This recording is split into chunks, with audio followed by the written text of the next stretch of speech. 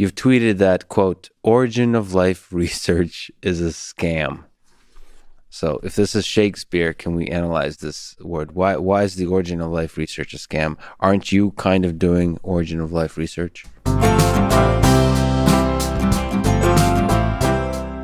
Hey folks, welcome to the channel. I'm Don. I take a look at a broad range of topics, and I'm doing a few on abiogenesis, which is the idea that inorganic or non-living matter can produce organic or living matter, which in the primordial soup is the idea that this is where life originated from, and then through natural selection and speciation and all this stuff, the various species in the world were produced, whether fishes or birds or humans or bears or whatever they are, insects and so on. But something got life going out of non-life. That's abiogenesis, basically. So we're going to take a look here. This gentleman is saying that the folks who are going after this idea that the origin of life research is misguided. Oh yeah, this is Lee Cronin. He's the scientist who's saying that it's misguided, and he's on the Lex Friedman show. So yeah, Lex has got a big following. You've tweeted that, quote, origin of life research is a scam. So if this is Shakespeare, can we analyze this word? Why is the origin of life research a scam? Aren't you kind of doing origin of life research? Okay, it was tongue-in-cheek, but yeah, I think, and I meant it as tongue-in-cheek. I'm not doing the origin of life research. I'm trying to make artificial life. And I also want to bound the likelihood of the origin of life on Earth, but more importantly, to find origin of life elsewhere. But let me directly address the tweet. There are many, many good chemists out there doing origin of life research, but I want to nudge them, and I think they're brilliant. There's no question. The chemistry they are doing, their motivation is great. So what I meant by that tweet is saying that maybe they're making assumptions about saying if only I could make this particular type of molecule, say this RNA molecule, or this phosphodiester, or this other molecule, it's going to somehow unlock the origin of life. And I think that origin of life has been looking at this for a very long time.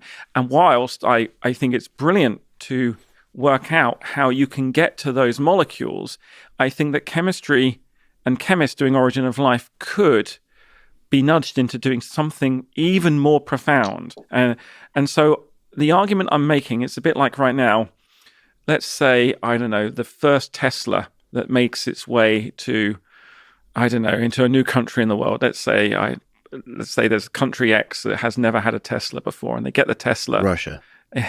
And they take the Tesla, and what they do is they take the Tesla apart and say, we want to find the origin of cars in the universe, and say, okay, how did this form and how did this form? Oh, I see. Yeah. And they just randomly keep making till they make the door, they make the wheel, they make the steering column and all this stuff. And they say, oh, that's the route. That's the way cars emerged on Earth. But actually we know that there's a causal chain of cars going right back to Henry Ford and the horse and carriage. Mm-hmm. And before that, maybe, where people were using wheels. And I think that obsession with the identities that we see in biology right now are giving us a false sense of security about what we're looking for. Fair enough. And I think that origin of life chemistry is in danger of not making the progress that it deserves, because the chemists are doing this. The field is exploding right now. There's amazing people out there, young and old, doing this. And there's deservedly so more money going in. I used to complain there's more money being spent searching for the Higgs boson that we know exists than the origin of life. Why is that? We understand the origin of life. We're going to actually work out what life is. We're going to be able to bound the likelihood of finding life elsewhere in the universe. And most important for us, we are going to know or have a good idea what the future of humanity looks like. We need to understand that although we're precious, we're not the only life forms in the universe. Well, I'm going to do a video on that next, I think, as well, certain elements of it. But as I understand what he's talking about, he's saying that the chemists are looking for the individual parts that would go into that first cell, that very first cell, and RNA and the replication, ability to replicate. He's saying the sequencing is more important. That's how I hear what he's saying, that not the individual parts, but how the sequencing, not of the double helix or all that, but how these processes over time would come together to form it. I think the basic assumption is that all the parts were there. You'd have to make that assumption that all the parts were there in order to give rise to that first cell that ultimately gave rise to human beings through evolution. Well, that's my very strong impression. I have no data for that. It's just right now a belief. And I want to turn that belief into a more than a belief by experimentation. But coming back to the scam is if we just make this RNA, we've got this, this fluke event. We know how that's simple. Let's make this phosphodiester, or let's make ATP or ADP. We've got that part nailed. Let's now make this other molecule, another molecule. And how many molecules are going to be enough?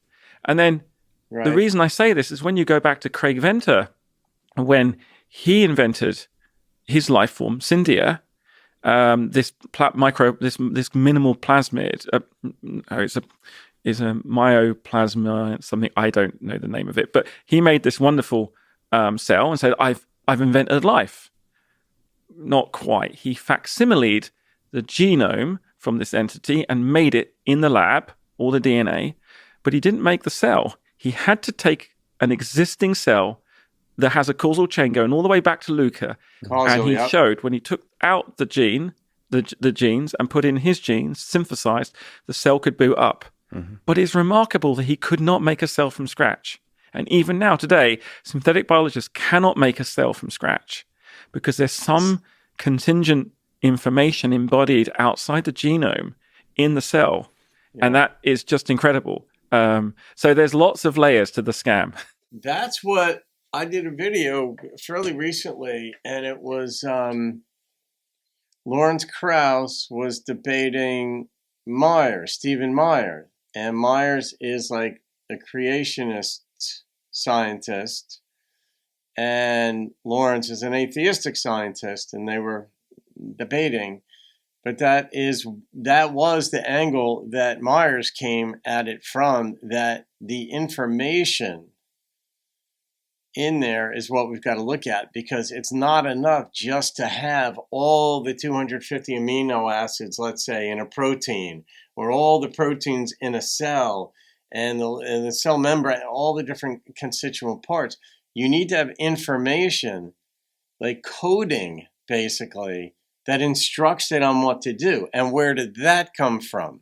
Because that doesn't just seem to be a physical property. Information seems to be a directed property, much like computer coding to tell your app or your widget or your program or your computer at startup or whatever what to do. It instructs it what to do on the motherboard, through the motherboard, and then on the screen and all that.